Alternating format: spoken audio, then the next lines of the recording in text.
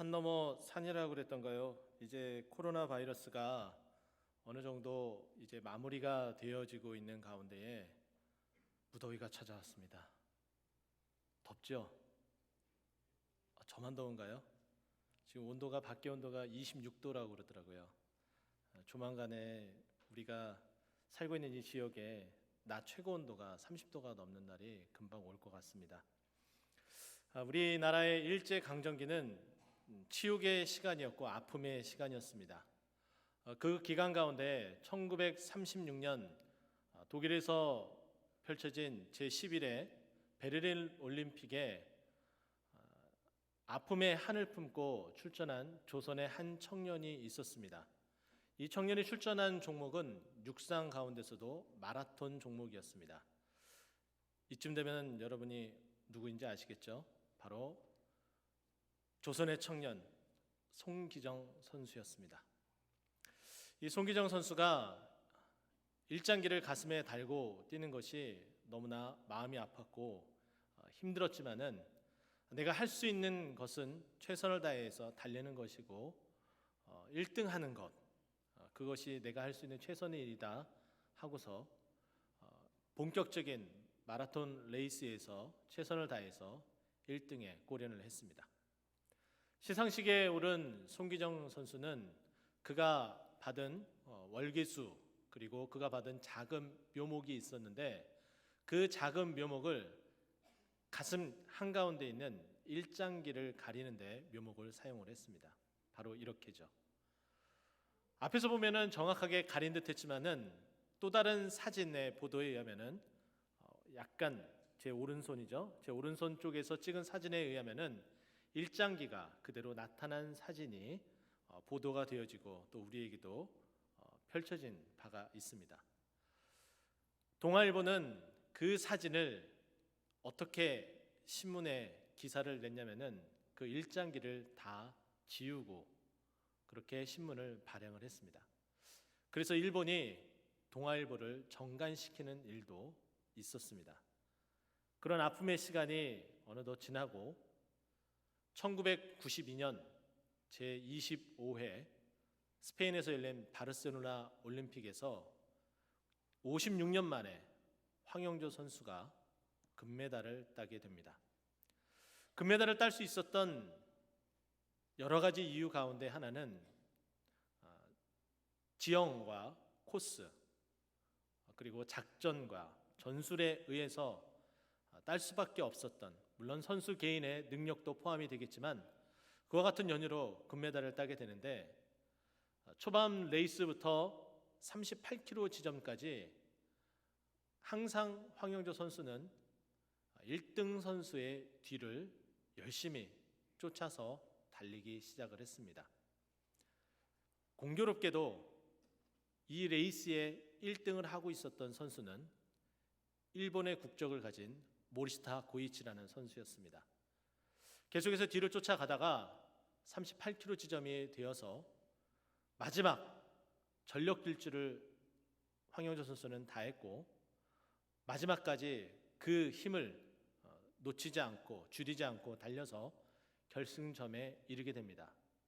그런데 여기에 숨은 한 가지 더 큰 노력이 있었죠. 그래서 무엇이냐면은 지금까지의 올림픽 마라톤 코스 중에 가장 힘든 코스로 여겨졌던 그 코스가 바로 스페인 바르셀로나 올림픽에서 그 코스가 소개가 되어지는데 바르셀로나 올림픽 바로 그 주 경기장 서편에 보게 되면은 몬주익이라는 언덕이 있습니다. 그 언덕이 너무나 가팔라서 선수들이 한여름에 펼쳐지는 이 마라톤 레이스에 지치거나 탈진하거나 포기할지 모른다는 그런 추측에 대한 기사도 본 적이 있습니다. 그 언덕을 역전의 발판을 하기 위한 그리고 최대의 노력을 발휘를 해서 넘어갈 수 있는 지점이라고 선수와 코칭 스태프는 작전을 세웠고 그 작전은 여실히 맞아 들어가서 그 언덕을 넘어가며 결국에는 1위로 골인하는 그런 기쁨을 맛보게 됩니다. 제가 왜 갑자기 마라톤 이야기를 하냐고요? 지금 우리의 코로나19 바이러스로 인한 상황이 이제 마무리 단계에 접어들었다라고 여겨집니다. 그래서 예배 회복도 지난주에 광고를 들으셨던 것처럼 이제 정상적인 예배가 다음 주부터 진행이 되죠.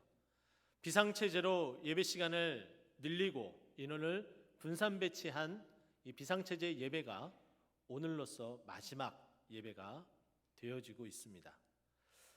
지금 마지막에 이르렀는데 포기하시겠습니까? 아니면 주저하시겠습니까? 아니면 속도를 늦추시겠습니까? 지금 우리가 해야 될 마지막 전력 질주를 해야 될 바로 타이밍이 바로 지금의 작금의 상황과 딱 맞아 떨어진다라고 저는 여겨집니다. 그래서 이번 일주일 동안은 마지막까지 최선을 다해서 이 비상체제 가운데에 기도하고 예배하고 열심히 달려서 이제 정상적인 이전의 예배 시간으로 회복되어졌을 때는 한 사람도 낙오되는 사람 없이 모두 다 이 예배당에 나와 가득가득 주의 영광 가득한 그 은혜를 맛볼 수 있기를 예수 그리스도 이름으로 축원드립니다. 오늘 시편 84편은 고라 자손의 시입니다. 고라 자손이 쓰여진 시편은 전체 11개 시편인데 그 11개 시편 가운데 특별히 이 84편은 성전을 사모하여 순례하는 시편으로 소개가 되어집니다. 하나님의 전을 그만큼 사모하고 열렬히 따라갔었던 고라 자손의 모습, 이스라엘 백성들의 모습을 노래하고 있는 것이죠. 이 시편을 가만 구조를 살펴보게 되면은 4절과 8절 맨 마지막에 보면 셀라라는 단어로 마무리를 해놓고 있습니다.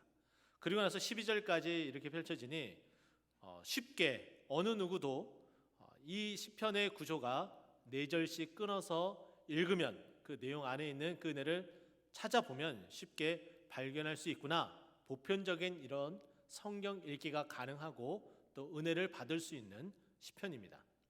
그런데 저는 오늘 이 믿음의 전력 질주라는 제목에 맞춰서 믿음의 전력 질주에 관련된 성경 구절을 다시 재편집해서 여러분과 함께 은혜를 나누며 우리가 비상체제로 드려지는 이 마지막 예배를 통해서 이 이후로 진행되어지는 일주일간의 남은 시간 동안 마치 황용조 선수가 38km 지점부터 마지막 골인 지점인 42.19km까지 전력 질주에서 1등으로 골인했던 것처럼 우리도 그렇게 되기를 소망하며 말씀의 은혜를 나누고자 합니다. 전 세계적인 팬데믹 현상으로 우리나라는 많은 어려움을 겪게 되었습니다. 1월 21일 첫 코로나 바이러스 확진자가 발생된 이후로 이제 오늘로써 104일째를 맞이하게 되었습니다. 사회적인 코로나 바이러스의 종식 선언도 머지 않았을 거라고 저는 여겨집니다. 어쨌든 이 상황 가운데에 오늘 말씀은 뭐라 이야기를 할까요? 저는 첫 번째는 믿음의 전력 질주 속에서는 간절한 기도의 메아리가 있어야 됩니다라고 나누고 싶습니다. 그에 대한 관련 구절은 1절과 그리고 8절 그리고 10절 말씀을 함께 나누고 싶습니다. 먼저 1절 말씀 보게 되면은 이렇게 이야기해요. 내 영혼이 여호와의 궁정을 사모하여 쇠약하며 내 마음과 육체가 살아계신 하나님께 부르짖는다라고 고백하고 있습니다. 시편 기자는 왜 마음이 쇠약해졌을까요? 그만큼 성전을 사모하고 그곳에 달려가고 싶은 마음 때문이었습니다. 여기서 보게 되면은 마음과 육체라고 되어져 있는데 이 마음이라는 단어는 히브리어 단어를 통해서 살펴보면은 마음보다는 쿵쾅쿵쾅 뛰는 바로 심장을 이야기를 하고 있습니다. 또 성전을 사모하는 나머지 쇠약해진 자신의 육체를 설명을 하고 있고 바로 그와 같은 상황, 기진맥진한 상황 그리고 모든 것을 다 잃어버린 것만 같은 낙담하고 자포자기된 그런 상황 가운데서도 마지막까지 희망을 잃지 않고 그 하나님께 자신의 몸 안에 있는 모든 힘을 다해서 다 쏟아부으며 기도하는 시편 기자의 모습을 떠올려 볼 수가 있습니다. 코로나 바이러스의 이 상황으로 말미암아 예배드리는 모습들이 다양하게 바뀌었습니다. 영상으로도 예배 드려지고 또 이곳에 나와서 예배를 드리는 가운데 있는데, 처음에는 영상으로 예배 드릴 때에 교회에 나오지 못하는 안타까운 모습으로 잘 드렸을 것이라 생각이 되어집니다. 그러나 그 모습도 점점 익숙해지다 보니 우리의 자세는 흐트러지고, 그리고 여러 모양으로 우리의 예배하는 모습은 정말 하나님께서 기뻐 받으시는 예배가 될 것인가 라는 생각이 들 정도로 많이 흐트러져 있는 모습이 바로 우리의 모습이었습니다. 그와 같은 모습을 고백하는 분도 계셨고, 그리고 하루속히 교회에 나와서 예배드리기를 소망하는 마음도 있었던 줄 압니다. 바로 그렇게 흐트러진 이 모습이 우리를 다시 채찍질해서, 주님, 정말 주님께 예배드리고 싶습니다. 나와서 찬송하고 싶고 기도하고 싶고 주님께 영광 돌리고 싶습니다. 그런 마음으로 부르짖지는 않았습니까? 바로 시편 기자의 모습과 똑같다라고 여겨집니다. 그런데 그 기도를 들으시는 하나님은 어떤 하나님인지 8절에 우리에게 소개하고 있습니다. 만군의 하나님 여호와여, 내 기도를 들으소서. 야곱의 하나님이여, 귀를 기울이소서. 여기에는 기도를 듣는 그 두 주체가 나오게 되는데, 하나는 만군의 하나님이며 하나는 야곱의 하나님이다라고 소개를 하고 있습니다. 만군의 하나님, 굉장히 많이 익숙한 단어임에도 불구하고 이게 정확한 무슨 뜻인지 와닿지 않는 모습이 바로 우리의 모습이 아닌가요? 영어 성경을 찾아봤습니다. 킹 제임스 버전을 살펴보니까 God of Host라는 단어를 사용합니다. 이 호스트라는 단어는 바로 군주 시대의 바로 그 군주를 이야기를 합니다. 복수니까 군주들이겠죠. 군주들의 하나님을 이야기를 합니다. 자, 그러면 킹 제임스 버전이 발행되는 그 시대에 군주들은 어떠한 힘이 있었을까요? 자신이 통치하고 있는 그 군주의 땅 안에서는 군주는 모든 것을 다 할 수 있는 능력이 있는 사람이었습니다. 마치 그 군주 땅에서 군주는 신과 같은 존재였죠. 그런데 그 군주의 하나님이 된다라는 것은 그 능력과 권력이 있는 그 군주보다도 더 능력이 있는 하나님을 말하고 있는 것이 바로 God of Host라는 단어입니다. 만군의 하나님은 바로 그런 뜻이죠. NIV 성경도 찾아봤습니다. 거기에는 God Almighty라는 단어를 사용하고 있습니다. 이 단어를 현대인의 성경이 아주 잘 우리에게 설명을 하고 있는데요, 바로 전능하신 하나님이라는 표현입니다. 만군의 하나님이라는 이 표현은 우리가 익숙했지만은 그 뜻을 잘 알지 못했다면은 이제 확실히 여러분의 머릿속에 각인되어졌으면 좋겠습니다. 만군의 하나님은 모든 것이 가능한 능력 있는 하나님, 바로 전능의 하나님임을 이야기를 합니다. 그런데 그 전능의 하나님, 우리 아이들이 노래 부르는 찬송하는 그 찬송의 가사 속에는 더 확실하게 설명을 해주고 있죠. 내 하나님은 크고 힘있고 능히 있어 못할 일 전혀 없네. 그 하나님이 어떻게 하셨습니까?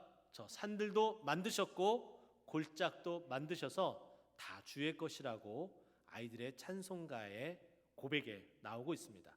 바로 하나님은 그렇게 능력 있는 전능하신 모든 것이 가능한 하나님이신데, 그 하나님께 우리의 간절한 마음, 주의 성전을 사모하는 그 간절한 마음을 기도로서 고백하라고 이야기를 합니다.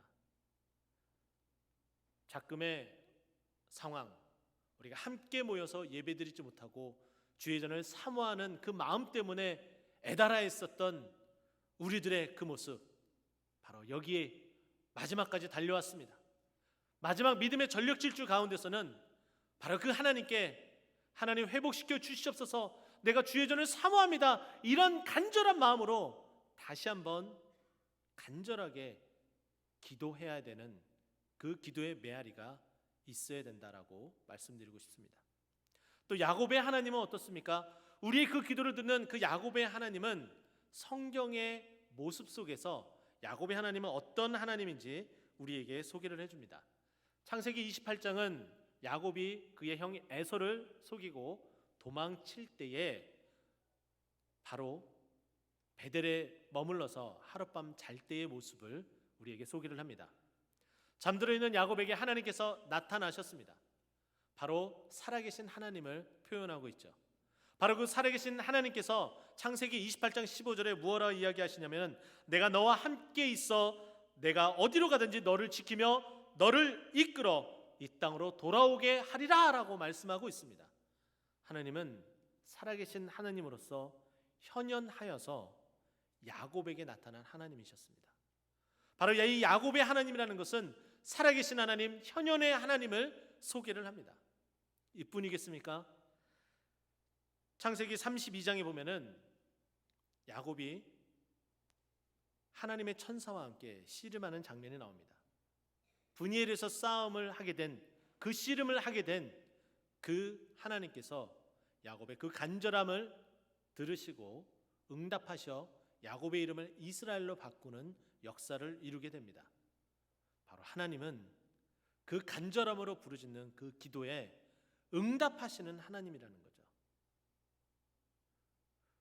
또 야곱의 인생의 말미에 가게 되면은 130세에 바로 앞에 서게 됩니다.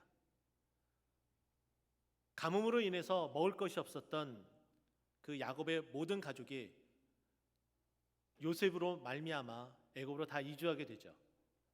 바로 앞에 섰을 때에 야곱은 바로에게 이렇게 이야기합니다. 내 인생이 130년이나 되었는데 험악한 세월을 보냈다라고 이야기를 합니다. 맞겠죠? 그만큼 힘들었겠죠. 어려웠겠죠. 도망다니는 시간, 그리고 삼촌에게서 가축을 치르는 시간, 그 수많은 시간이 얼마나 힘들고 어려웠겠습니까? 근데 인생의 말년에도 그와 같은 일이 찾아왔습니다. 애굽에 들어간 지 17년이 지나서 그의 인생 마지막이 되었을 때에 그가 요셉의 두 아들에게 축복 기도를 하고 또 12아들에게 각각 유언의 메시지를 전하고 하나님 품으로 돌아가게 됩니다. 근데 그 돌아서는 그 시점, 바로 직전인 창세기 47장 마지막 절인 31절 말씀 보게 되면은 그가 침상에서, 그만큼 움직임이 힘들고 어려웠겠죠. 침상에서 하나님께 경배했다라고 이야기를 합니다. 야곱의 하나님이라는 것은 바로 예배받기에 합당하신 하나님이라는 거예요. 그 하나님께 부르짖으며 다른 어떤 것을 부르짖는 것이 아니라 하나님께 예배드리고자 하는 그 마음으로, 간절한 사모하는 마음으로 부르짖습니다. 응답하여 주시옵소서, 이렇게 기도하는 거예요. 그리고 마지막 10절에는 이렇게 이야기해요. 주의 궁정에서의 한날이 다른 곳의 첫날보다 나은즉 이라며 소개하며 그 부르짖음의 내용을 다시 한번 주의 전을 이렇게 사모합니다라고 고백을 하고 있습니다. 여러분 힘드셨죠? 오랜 시간 동안 기다리셨죠? 2월 9일 주일 저녁 예배 이후로 모든 예배가 다 닫혀지게 되고, 그리고 저녁 예배는 영상 예배로 대체하며 함께 예배드리지 못했었던 시간들, 부활절 기점으로 해서 모여서 예배드렸지만 여전히 여러 같은 상황 가운데에 이 자리에 나오지 못하는 많은 분들, 이제는 모여서 예배드리기로 선포하고 기도하고 준비하고 있습니다. 바로 다음 주입니다. 다음 주라고 손 놓아서는 안 되겠죠. 마지막까지 믿음의 전력 질주를 다했으면 좋겠습니다. 거기에는 하나님, 우리가 이렇게 예배를 사모하고 있으니 간절하게 부르짖으니 주여 응답하여 주시옵소서, 이런 마음으로 나아갔으면 좋겠습니다. 그래서 이번 한 주간이 바로 부르짖음의 시간, 바로 기도의 메아리가 계속해서 울려 퍼지는 그런 시간이 되기를, 그런 믿음의 전력 질주를 하기를 예수 그리스도 이름으로 축원드립니다. 두 번째는 믿음의 전력 질주 속에는 주의 전을 사모하는 마음이 있어야 됩니다라고 소개를 하고 싶습니다. 이것은 바로 기도의 메시지에도 그대로 들어가 있는 내용이지만 3절과 7절 그 사이에서 한 절 한 절 살펴보며 그 내용을 이야기를 하고 싶습니다. 3절 보면은 나의 왕 나의 하나님 만군의 여호와여, 주의 제단에 참새도 제 집을 얻고 제비도 제 새끼 둘 보금자리를 얻었나이다. 주의 집에 사는 자들이 복이 있나니 라고 소개를 합니다. 하나님, 그렇습니다. 저 날아가고 있는 저 새들도 다 집이 있는데 하나님, 내가 육신적으로 거할 집은 있사오나 하나님, 내가 영원히 안식할 영원의 집은 바로 주님의 집밖에 없습니다. 하나님, 이 집을 잊어버린 듯합니다. 하나님, 이렇게 주의 집을 사모하고 있습니다. 이런 고백을 하는 저와 여러분이 되었으면 좋겠습니다. 어제 장례가 있어서 홍성을 찾아가게 되었습니다. 대략 키로수로 따지면 한 160km, 150km 정도 되는 거리인데요. 어제 얼마나 많은 사람들이 그동안 코로나 바이러스로 말미암아 외출을 삼가하고 절제를 많이 했던지 어제 폭발적으로 다 밖으로 나오셨나 봐요. 장례식장을 가는데 당연히 저는 고속도로로 내비게이션이 안내할 줄 알았습니다. 제가 지금까지 장례식장을 지방으로 참 많이 다녔는데요. 역사상 처음 있는 일이 벌어졌습니다. 내비게이션이 국도로만 인도를 하는 거예요. 쉬는 시간 없이 3시간 반 내내 운전해서 국도를 이용해서 그렇게 장례식장에 도착하고 돌아오는 시간을 가졌습니다. 고속도로가 그만큼 차량으로 많이 막혔다는 이야기겠죠. 돌아오는 시간이 좀 오후 늦은 시간이었는데 한강 둔치를 이렇게 지날 때에 보니까 한강 둔치에 사람들도 참 많이 있더라고요. 세상 사람들은 자유로움을 느끼겠죠. 날아다니는 새를 보고 흐르는 강물을 보고 자유와 평안을 누리겠죠. 우리는 그 자유와 평안을 어디에서 누릴 수 있습니까?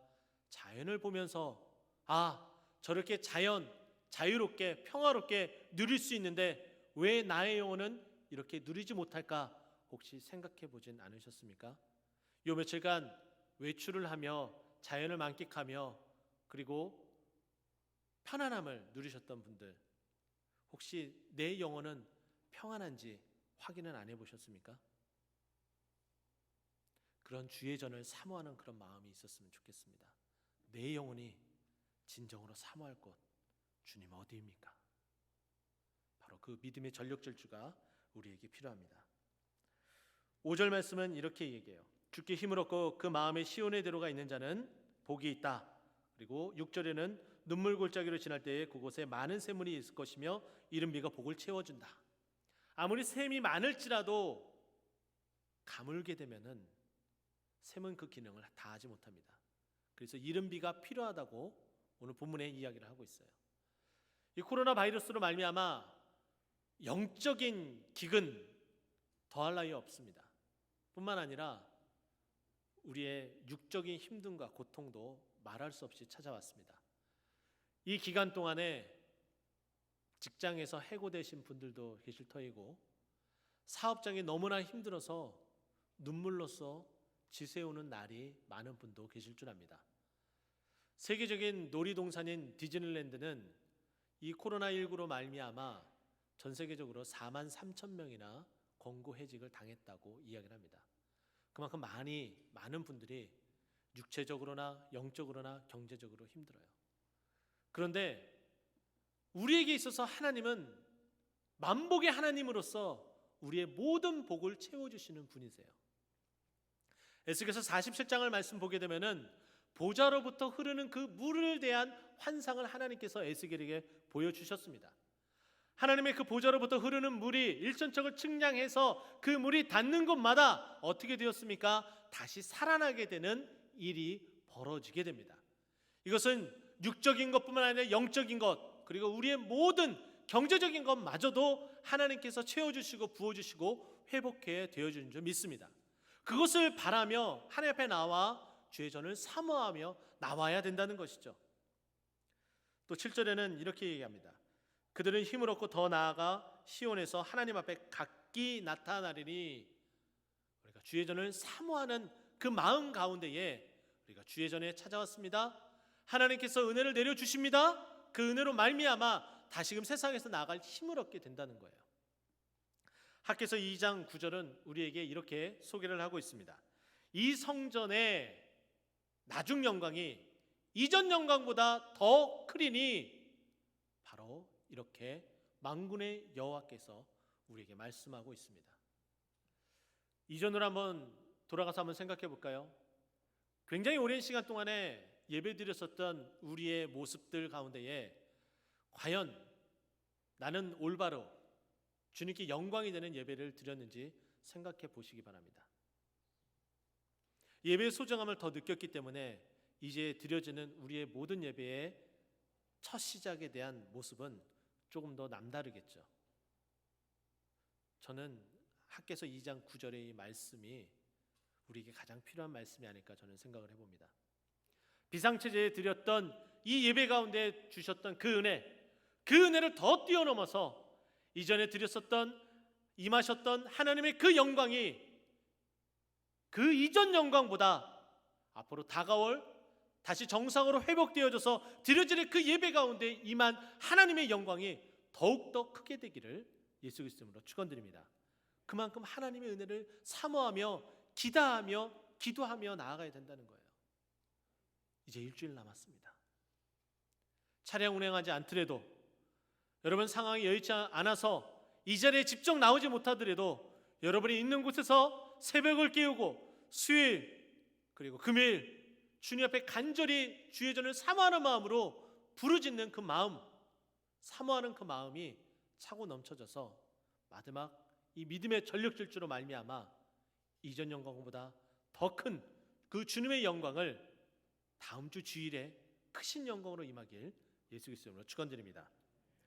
마지막 세 번째는 믿음의 전력 질주 속에는 특별한 크신 사랑이 있어야 합니다라고 소개를 하고 싶습니다. 이것은 9절과 11절 말씀인데요.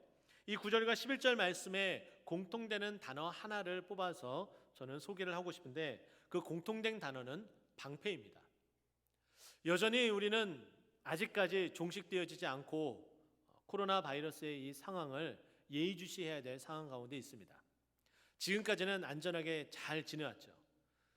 우리나라 인구가 5천만 명이 넘은 지가 벌써 꽤 시간이 지났습니다. 그런데 우리나라에서의 코로나 바이러스의 확진자가 1만 명이 좀 넘습니다. 이거는 우리가 흔히 확률로 이렇게 표현할 때 만에 하나라고 그러죠. 이거는 퍼센트율로 따지면 0.01%입니다. 1%도 아니고 0.01%예요. 만에 하나가. 그런데 그 만에 하나의 확률보다 더 낮은 확률이 코로나 바이러스에 걸릴 확률이에요. 그렇다고 자만해야 될까요? 그렇다고 방만히 여겨야 될까요? 그렇게 생각하지 않습니다. 마지막까지 고삐를 놓쳐서는 안 됩니다. 그 적은 확률의 그 한 사람이 이곳에 와서 예배드리는 여러분들 가운데, 그게 혹 제가 될 수도 있겠죠? 코로나 바이러스의 확진자가 되었습니다. 기도하면서 잘 준비하였는데 무슨 일이 벌어지는 거예요? 확진자가 꽃동산 교회에서 예배드렸다. 그럼 어떻게 됩니까? 모든 지탄을 받게 되고 더 나아가서는 예배, 정상 회복에 대한 그 예배에 대한 그 갈망함이 교회 문이 닫혀지며 2주 동안 다시금 연기되는 그런 사태가 벌어지게 된다는 거예요. 하나님의 크신 은혜가 필요합니다. 하나님의 크신 사랑이 필요합니다. 그것은 하나님 마지막까지 방패로서 우리를 보호하여 주시옵소서. 하나님, 우리가 아무리 믿음의 전력 질주를 하더라도 주님의 크신 은혜가 아니고서는 우리는 꼬린 지점에 다다를 수 없고 1등의 영광을 차지할 수가 없습니다. 이런 간절한 마음으로 우리가 이번 일주일을 그렇게 기도하며 주님의 크신 그 사랑과 그 보호하심을 간절히 바라며 일주일을 지내야 될까라는 생각을 해보았습니다. 저는 오늘 말씀을 마무리하며 히브리서의 기자와 사도 바울의 이야기를 통해서 말씀을 마무리하고자 합니다. 히브리서 기자는 그가 마지막 말미에 접어들어 쓴 그의 성경책에 이렇게 이야기를 합니다. 히브리서 12장 1절인데요. 모든 무거운 것과 얽매이기 쉬운 죄를 벗어버리고 인내로서 우리 앞에 당한 경주를 하며 라고 이야기를 해요. 우리 믿음의 생활은 달리기와 연관되어서 히브리서 기자는 이렇게 이야기를 하고 있습니다. 그러면서 12장 2절에는 믿음의 주요 온전케 하신 예수를 바라보자 라고 고백을 합니다. 우리의 꼬린 지점은 어디입니까? 바로 예수 그리스도예요. 예수 그리스도를 향해서 그 믿음의 전력 질주를 해야 되는 거예요. 사도 바울도 이렇게 이야기합니다. 그가 받은 사명에 대한 고백, 사도행전 20장 24절 말씀 보면 나의 달려갈 길과 주 예수께 받은 사명 곧 그 일을 마치려 하면은 이라고 소개를 하고 있습니다. 나의 달려갈 길이래요. 우리는 지금 어디를 향하여서 달려가고 있습니까? 그저 남들이 기도하는 대로 그 뒤만 쫓아가고 있습니까?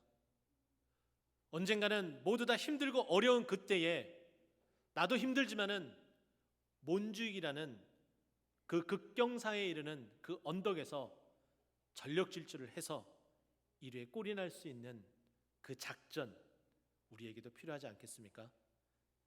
이제 비상체제 예배 마지막입니다. 마지막 전력 질주를 해야 될 때입니다.